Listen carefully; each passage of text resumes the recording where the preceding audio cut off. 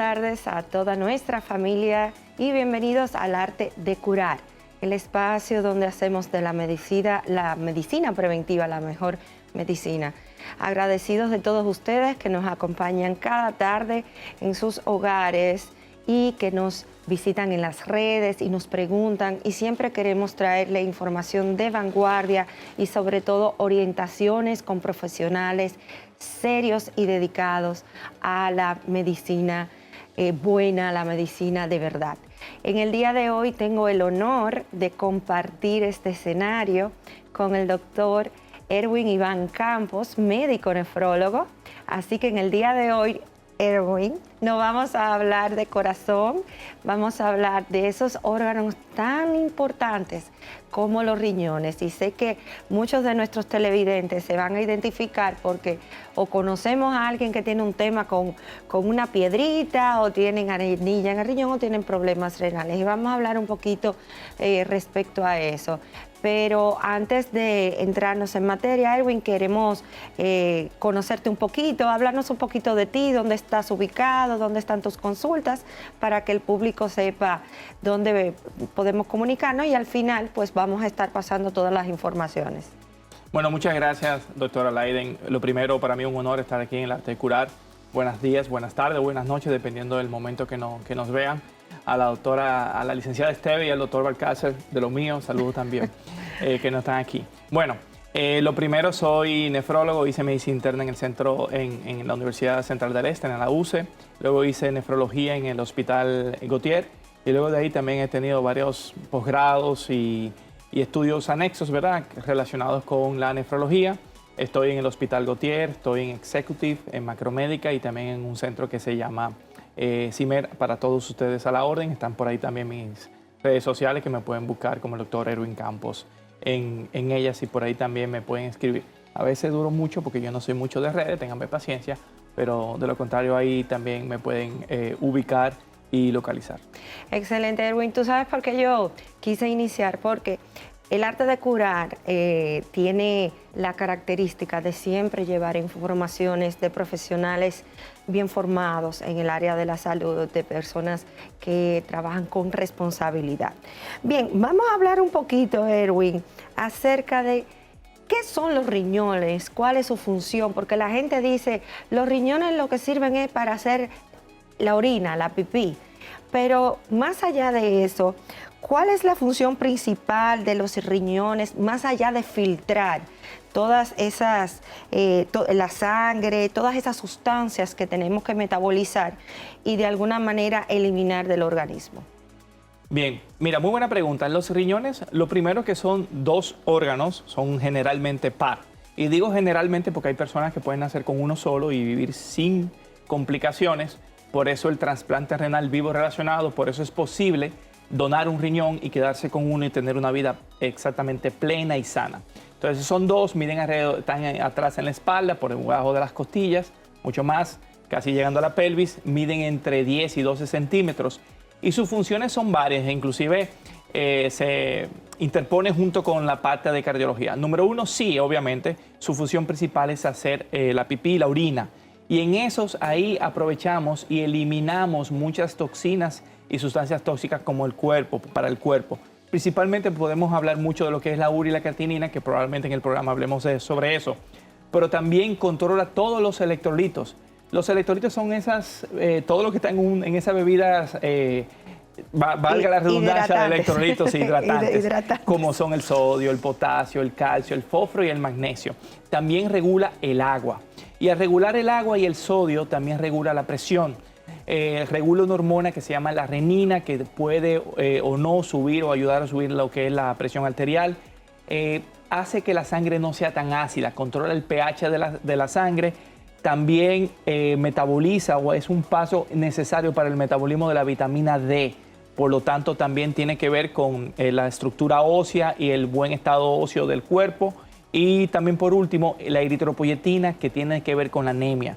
Por eso los pacientes que son muy avanzados en enfermedad renal crónica tienen anemia. O sea que sus funciones son múltiples y van mucho más allá de hacer pipí. Qué bueno que lo mencionas porque normalmente uno le pone mucho enfoque, por ejemplo, a chequearse el corazón, a chequearse a nivel ginecológico, a chequearse la próstata, pero nunca nadie piensa en chequearse los riñones. Y quisimos traer este tema a colación porque en la práctica clínica veo de manera muy regular y muy preocupante que muchas veces estas funciones se ven alteradas. Te voy a hacer una pregunta bastante interesante. ¿Cuánta agua, hablaste de que regula el agua, de que regula los electrolitos, cuánta agua debe beber realmente una persona sana? ¿Es igual en todo el mundo? Es decir, ¿todo el mundo tiene que beber la misma cantidad de agua? ¿O depende de la edad, el sexo y el tipo de actividad física que presenta la persona? Bueno, realmente la cantidad de agua que se debería beber no es igual para todo el mundo y va a depender, uno, del clima donde vivas.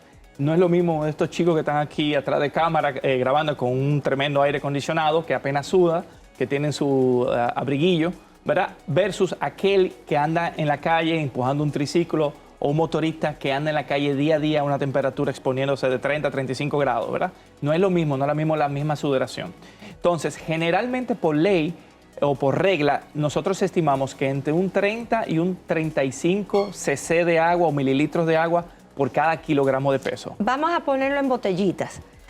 ¿Cómo cuántas botellitas? Porque siempre los pacientes me dicen, pero yo bebo agua, yo me bebo 2 botellitas de agua. Le digo, eso no es suficiente muchas veces.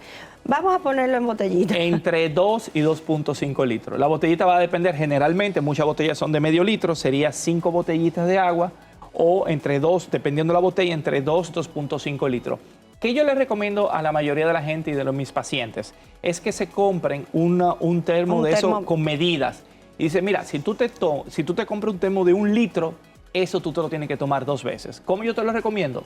Desde que tú te levantes hasta la 1 o 2 de la tarde y el otro desde las 2 de la tarde hasta la noche. Si tú no te lo has tomado, significa que estás en déficit de agua. Ese es uno. Entonces, si tú haces mucho más actividades al exterior, ejercicio, sudas más, pues deberías aumentar las ingestas de agua y si trabajas en frío, pues probablemente menos. Y la otra cosa, si tienes piedras, arenillas y ese tipo de cosas, pues la recomendación serían alrededor de 3 litros. Una forma fácil de tú saber sobre tu nivel de hidratación, número 1 es la sed, que en los jóvenes siempre está muy activa y en los viejos se va perdiendo un poco, pero también el color de la orina. La orina debe salir clara, casi transparente. Si sale muy amarilla, está deshidratado y tus ingestas de agua están por detrás de lo requerido. Erwin, qué bueno que tocas esa parte porque me encuentro muchas veces pacientes que me dicen, no me gusta el sabor del agua. Sabemos que el agua es insípida, o sea, el agua clara es transparente. Y me preguntan, en muchas ocasiones, en vez de agua, ¿puedo tomar, por ejemplo, bebidas hidratantes o estos sueros de recomposición? ¿Qué tan importante es hacer el esfuerzo de tomar el agua versus estas bebidas que vienen ya incluso saborizadas? Bien, muy buena pregunta. El problema, por ejemplo, de tú cambiar el agua por refrescos, por jugos, es la cantidad de calorías, de azúcares y de cuestiones añadidas que tienen ese tipo de bebidas en sentido general. Yo lo que les recomiendo a ellos, o sea, no pasa nada si tú te bebes una pequeña porción de eso al día, media botellita, una botellita de algo de un agua saborizada o un agua con gas, no pasa mucho, pero el exceso sí hace daño. Yo les recomiendo a la gente que corte un pedacito de fruta, se lo ponga adentro.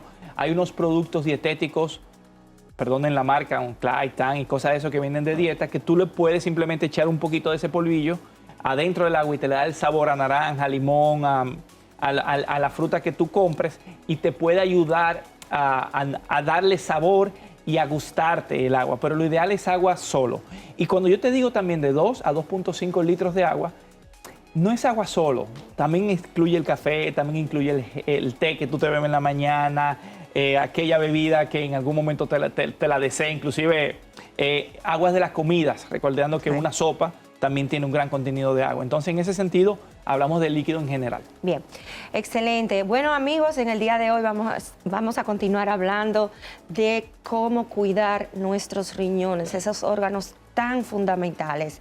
En este primer bloque hemos hablado un poquito acerca de la ingesta saludable y cuando volvamos, pues seguimos hablando con el doctor Erwin Campos, nefrólogo clínico y especialista en diálisis peritoneal, que venimos a hablar un poquito acerca de ya los tratamientos cuando hay otro tipo de situaciones complejas. No se muevan, quédense ahí, escriban siempre sus preguntas y dudas en nuestras redes sociales y regresamos en breve.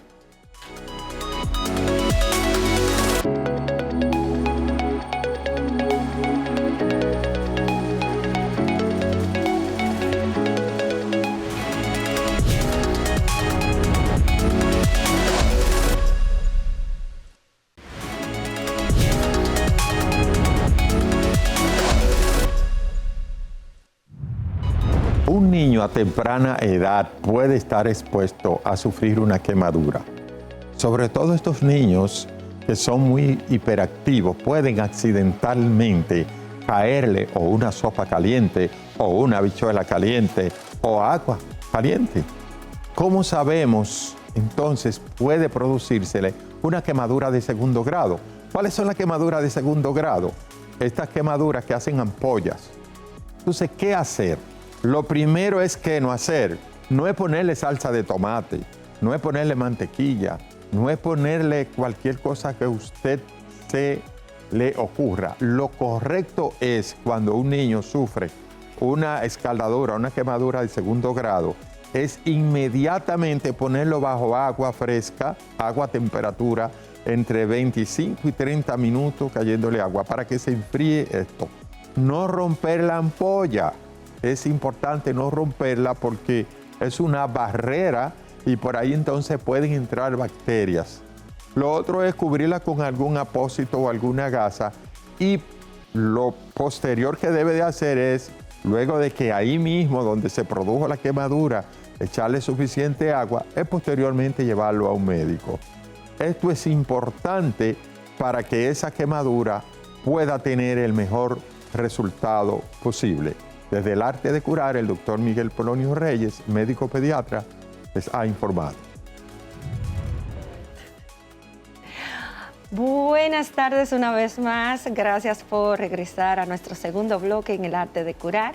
En el día de hoy, pues tenemos el gusto, el honor de compartir escenario con el doctor Erwin Campos, nefrólogo, y estamos hablando de la importancia y el cuidado de los riñones. Esos órganos que a veces se nos olvidan que andan por ahí y nada más nos acordamos cuando nos da ese dolor que saben dar cuando pues tienen algún tipo de patología. En el segmento anterior pues hablábamos un poquito acerca de la importancia de la ingesta de líquidos, sobre todo de agua. Cuánta agua necesitamos consumir en el día y dependiendo de dónde nos encontremos. En este bloque, Erwin, quiero volver a retomar porque, como te dije, somos muy olvidadizos con los riñones y la verdad que tenemos que ponerle un poquito de atención.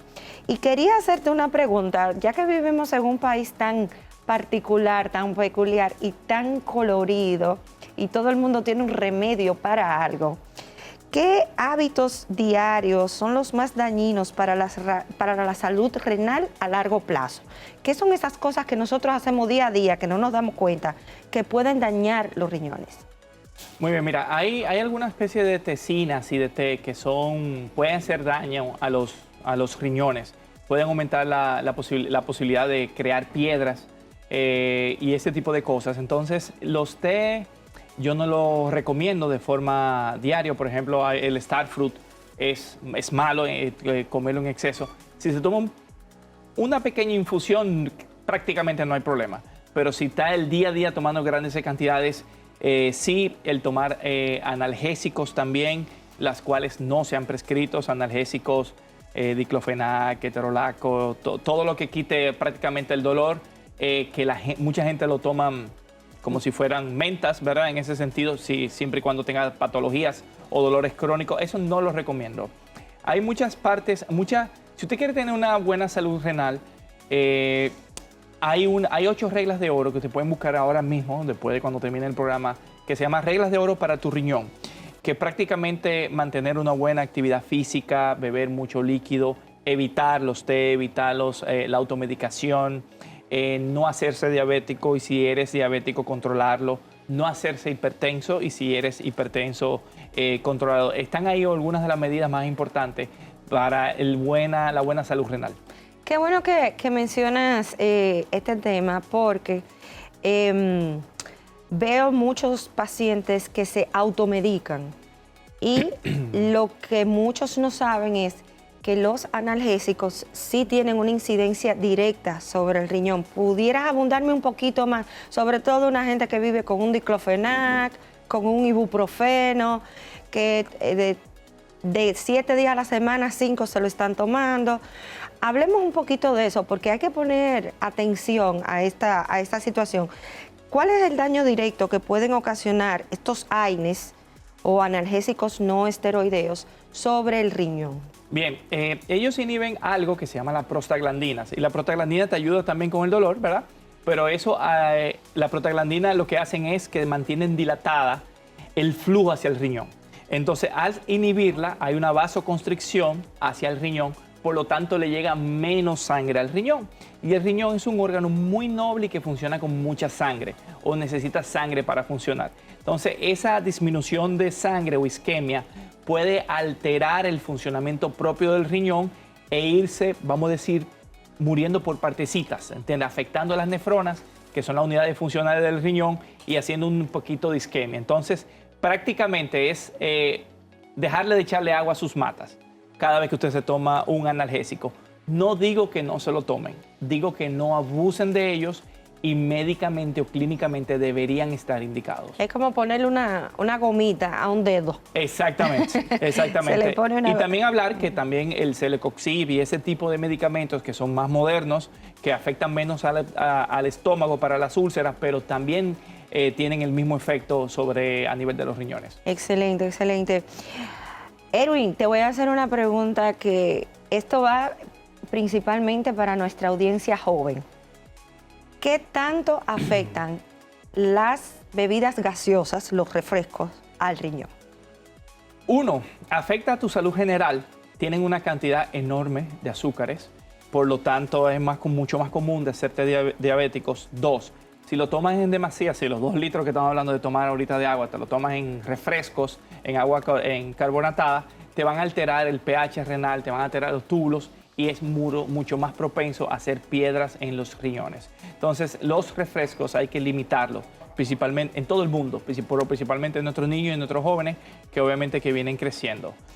Y otra cosa importante, y esto va para la juventud, que se pone muy creativa cuando comienzan a ir al gimnasio. Vamos a hablar de estos suplementos que se dan en los gimnasios, que muchas veces son suplementos dados por personal no médico y quizás no con la capacidad suficiente. Por ejemplo, estos suplementos de creatina, de proteínas, estas altas ingestas de estos productos que se venden como naturales y como saludables en los muchachos que están yendo al gimnasio. Veo mucho consumo de creatina y proteínas que cuando incluso uno revisa el label ni siquiera es aprobado por FDA. ¿Qué nos puedes decir respecto a eso? Mira, te voy a hacer una analogía a nivel de cardiología, ¿verdad? Si tú puedes correr, pero si tú tienes una falla cardíaca importante, no lo deberías hacer porque tu corazón no la aguanta. En el caso de los riñones, el exceso de proteínas en un riñón sano, él lo puede tolerar, pero en un riñón enfermo puede ser fatal. ¿En el qué sentido? Cuando tú comes mucha sal o ingestas mucho de proteína, el riñón se acelera. Es como que un carro de vez en cuando tú vas en 80 y lo acelera a 160 y le para y lo vuelve otra vez a su velocidad. Si hace eso consecutivamente, puede causarle daño al motor. Entonces, tiene que, para las ingestas de proteína, número 1, hasta 2 miligramos por kilogramo de peso es normal. Y realmente las ingestas de proteína en nuestro cuerpo no son, o sea, con una pechuga de pollo ya tú tienes la cantidad de proteína que tiene. Con 3 huevos, ¿verdad? Con 3 huevos. Por encima de 3, no hay estudios que evidencian que es sano. Exacto. Bien, todo en demasía en medicina es malo. Señores, vamos a una pausa comercial. Quédense tranquilitos ahí, volvemos en breve y gracias de nuevo por acompañarnos. Aprovechen este momentito y búsquenos en nuestras redes sociales, Facebook, Instagram, El Arte de Curar. Volvemos en breve.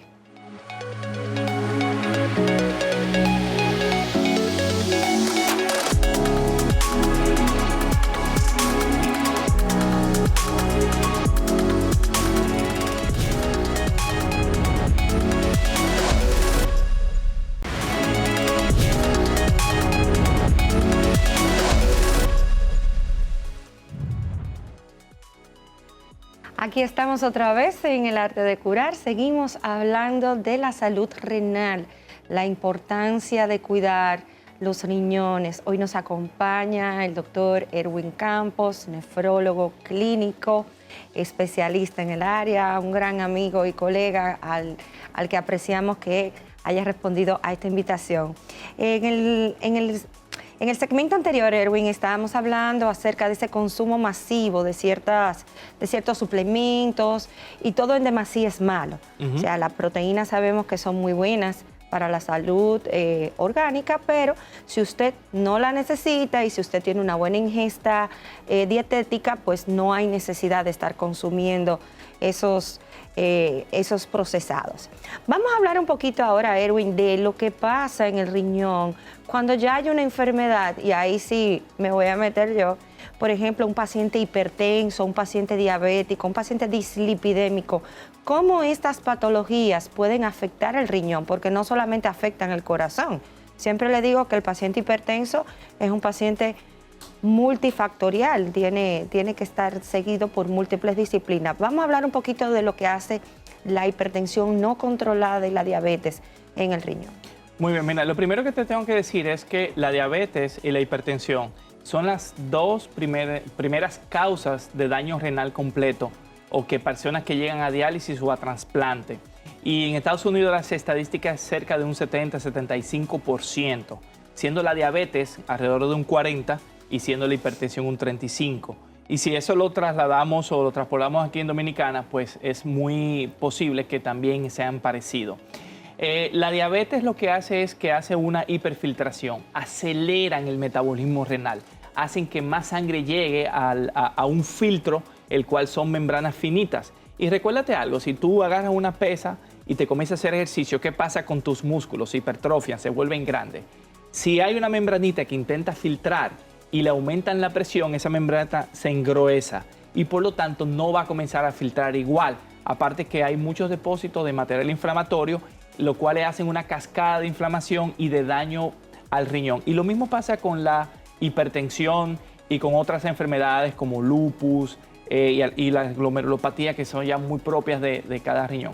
Entonces, esas enfermedades al final no es que te dañen el riñón de una vez, no es que yo soy hipertenso hoy y mañana sufro el riñón. Aproximadamente necesitamos 20 años de conocimiento de la diabetes para afectar el riñón, y parecido a la hipertensión. Claro, hay casos y hay casos. Hay personas que son con mucho más aceptación genética o posibilidad genética de que se altere a uno y otro. Igual, hay diabéticos que nunca sufrirán de los riñones, y hay diabéticos que cuando se descubre la diabetes, lamentándolo mucho, ya tienen un daño renal. Ok, entonces, estas afectaciones renales significa que todos estos pacientes van a terminar en una diálisis o van a terminar en un trasplante renal, o podemos tener un nivel en donde, controlando estos factores de riesgo, podemos llevar más o menos una vida normal. Mira, muy interesante tu pregunta. No todo hipertenso sufre los riñones, no todo el que sufre los riñones termina en diálisis o en trasplante. Igual, no todo diabético sufre los riñones, y no todo que tenga daño renal diabético va a llegar a lo que es la diálisis. Sí te voy a comentar algo. Últimamente, en los últimos 10 años, han salido 3 nuevos medicamentos. Uno, los GLP-1, antagonistas, que se utilizan indiscriminadamente muchas veces para rebajar. Lo ISGLT2 y también una sustancia que se llama la finerenona, que todos esos disminuyen la progresión de lo que es la enfermedad renal diabética, de que cuando tú sufres de diabetes hagan el fallo renal. Entonces, ahora mismo los nefrólogos estamos en boga y estamos muy contentos de que tenemos un arsenal mucho más amplio para combatir muchas enfermedades que antes de tú tenerla y de tú estar descontrolada, sí o sí te llevaban prácticamente a diálisis, y hoy la podemos retrasar. Retrasar tanto de que yo le digo a la gente, a mis pacientes yo le digo, mira, yo quisiera que tú te murieras cruzando la calle y no de los riñones. Esa es mi función como nefrólogo, que tú tengas una muerte natural y no ya por causas renales. Entonces, sí, todo esto lo podemos retrasar, pero lo importante es encontrarlo temprano. No es lo mismo encontrar una enfermedad renal en estadios tempranos que estadios tardíos. Y en este caso, tú hablaste de personas hipertensas, hablaste de personas diabéticas. todo ello deberían tenerse de por sí. Una persona que la diagnostican con diabetes mellitus 2 ya debería tener un examen renal. Y una persona hipertensa anualmente debería checarse los riñones. Y yo te sé que viene tu pregunta en Q, probablemente, ¿cómo yo hago ese chequeo de los riñones? Son 3 o 4 cosas. Primero, si no van al nefrólogo, pues que su endocrinólogo, su cardiólogo, su médico que lo atiende, número 1, le haga un examen de orina, que ahí podemos ver sedimento, presencia o no de lo que es albuminuria o proteínas en la orina. 2, una creatinina, una urea y una sonografía. Esas 4 cositas nos pueden ayudar bastante. Y si hay alteraciones, lo importante es que acudan al especialista, al nefrólogo, para su propio manejo. Por eso es la importancia de cuando nosotros los especialistas en algunas áreas le decimos al paciente, mira, encontré una situación, quiero que te vea un nefrólogo o un endocrinólogo o cualquier otro especialista, el seguimiento y el seguimiento multidisciplinario, porque muchas veces, como tú dices, las herramientas que podemos utilizar de manera conjunta van a ir en beneficio del paciente. Y qué bueno que sabemos que tenemos estas herramientas, porque cuando yo estudiaba medicina, el diagnóstico de una enfermedad renal era una sentencia de muerte. Era un paciente que ya estaba destinado a irse a una cama, a una máquina de diálisis y morirse en un par de años. Y qué bueno que ya estamos explorando nuevos procesos farmacéuticos que nos permiten prolongarle no solamente la vida, sino la calidad de vida al paciente. ¿Cuáles son esas banderas rojas que deben de identificar los pacientes y decir, hay algo que no está bien? ¿Cómo uno, como paciente, sabiendo que tengo una condición médica, puedo darme cuenta de que debo de buscar ayuda? Muy bien. Hay algunas que sí se pueden ver y otras que no. Quizás las que no se pueda ver en hacer un examen de sangre, midiendo lo que es la creatinina y el BUN o la urea. Esos son exámenes de sangre sencillos que deberían hacerse anual y una elevación puede hablar de un trastorno de los riñones, igual que el examen de orina. Y hay otra que quizás sí se puede ver. Cuando tus riñones secretan, eliminan proteínas o albúmina, es algo que generalmente el filtro no lo deja pasar. Y si lo pasa, significa que prácticamente hay como un hoyito en el filtro y se filtran esas albúminas que son de un gran tamaño. Vamos a decir, es un filtro y tú estás filtrando un jugo de tamarindo, le hace presión y si salen semillitas, significa que el filtro anda mal. Eso se puede ver con mucha espuma en la orina. Si tú orinas y en la orina tuya hace mucha espuma, por una espuma que dura tiempo, dura 5 a 10 minutos, no es que tú tengas un espumazo y al 10 segundos se desaparece, es normal. Ahora, si tú vas y vuelves y encuentras esa espuma ahí, esa proteína hace que se conserve por mayor tiempo la espuma. Entonces, si está orinando con una orina espumosa o, por ejemplo, y no se asusten, pero tómenme el contexto, si te levantan muchas veces a ir al baño, puede ser que tus riñones no están funcionando bien. Y parte de los pacientes dicen, wow, doctor, pero resulta ser que yo orino mucho, hasta 3 o 4 veces de noche. Obviamente tiene que ver si tú te tomas 1 litro de agua antes de ir a acostarte, esa agua tiene que irse a eliminar y probablemente de noche. Pero cuando tú le aumentas la cantidad que se llama nicturia o polaquiuria, aumento de veces y la frecuencia que tú vas al baño, significa que los riñones no están haciendo su trabajo de concentrar la cantidad de orina. Por lo tanto, te tienes que levantar. Entonces, esos pueden ser datos que nos pueden llamar mucho la atención. La espuma y el levantarse varias veces de noche a hacer pipí. Mira qué interesante. Bueno, señores, ya ustedes saben, a observar nuestra pipí, a tomarnos un momentito, a revisar, sobre todo si tenemos patologías como la hipertensión, la diabetes, si hemos tenido procesos inflamatorios a nivel renal, y observar los de nuestros ancianos o nuestros envejecientes que tenemos al cuidado. Vamos a ir a una breve pausa comercial. De nuevo, aprovechen, búsquenos en las redes y quédense ahí para concluir el programa de hoy con algunas recomendaciones y hablar un poquito de la diálisis. No se muevan, volvemos en unos minutos.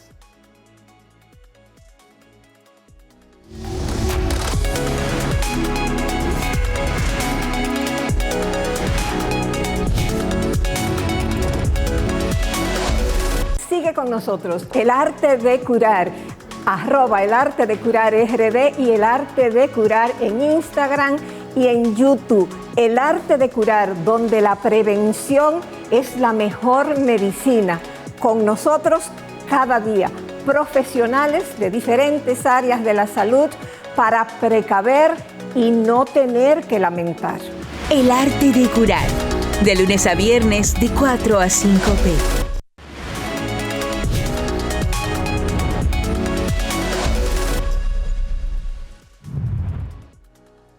Y aquí estamos una vez más con nuestro invitado del día de hoy, el doctor Erwin Campos, nefrólogo. Estamos hablando de esos órganos tan importantes como los riñones. Y ahí me diste unos datos que yo misma no sabía. Estábamos hablando de esas banderitas rojas que uno pudiera identificar de manera particular y pensar en que hay que hacerse un chequeo. Y definitivamente, si usted es hipertenso, diabético, dislipidémico o tiene historia familiar de haber tenido condiciones renales, usted debe de ir a un nefrólogo por lo menos una vez al año para una evaluación general y poder identificar cualquier situación a tiempo y que nos permita entonces evitar o prolongar la aparición de las complicaciones. Erwin, hemos venido haciendo un conversatorio de manera, vamos a decir, coherente. Empezamos hablando de lo normal, llegamos ya a los pacientes que tienen alguna condición. Entonces vamos a hablar un poquito ya de cuando se utiliza la terapia de diálisis. O sea, ya tenemos una situación, el paciente entra en diálisis. Vamos a hablar de los tipos de diálisis que se le da al paciente y cuál paciente aplica para cuál terapia. Muy bien, excelente pregunta. Una vez que los riñones ya han ido progresando y se han ido dañando probablemente, pues no son suficientes para hacer las funciones que antes dijimos y entonces necesita de una ayuda externa. Y esto se llama terapia de sustitución renal. Realmente tenemos dos a grandes rasgos. Tenemos el trasplante, que el trasplante puede ser vivo relacionado. Eso significa tú y yo somos pareja, tú y yo somos familia, somos compatibles, de a ti tú eres sana, te sacan un riñón, me lo ponen a mí. Ese riñón hace todo lo que mis dos riñones dañados no pueden hacer y tú te quedas con uno y vives una vida plena y normal. Ese es uno. El otro es el... Disculpa que te interrumpa, Adelante. porque quiero enfatizar, porque hemos estado ahora con el cambio de la nuevo de cédula y ahora la importancia del trasplante. ¿Estamos haciendo trasplante renal en nuestro país? Sí. ¿Dónde se hace y cómo? Se hacen, uno de los mayores centros que hacen en la Plaza de la Salud, se hacen en el HOMS, también se han hecho en Secanot. Hay algunos centros que sí se hacen alrededor de 80, 90 trasplantes anuales. Eso no es mucho, son muy pocos. Y parte de eso voy a dar un dato interesante. La otra parte del trasplante es, lo llaman cadavérico. ¿Qué significa? Que alguien que haya tenido un accidente llegue a un hospital vivo de manera crítica, esté en cuidados intensivos y esté vivo por las máquinas, a ese paciente, a esos familiares se le pregunta si quieren donar.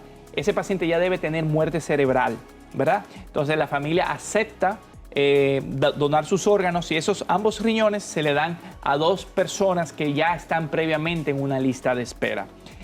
Quiero desmentir algo que está pasando, que mucha gente ha escuchado en redes sociales. Mira, con la nueva cédula, no diga que tú eres donante, que te van a matar. Señores, aquí no hay un negocio de trasplante de órganos. No existe en el país. Es casi imposible de que eso suceda.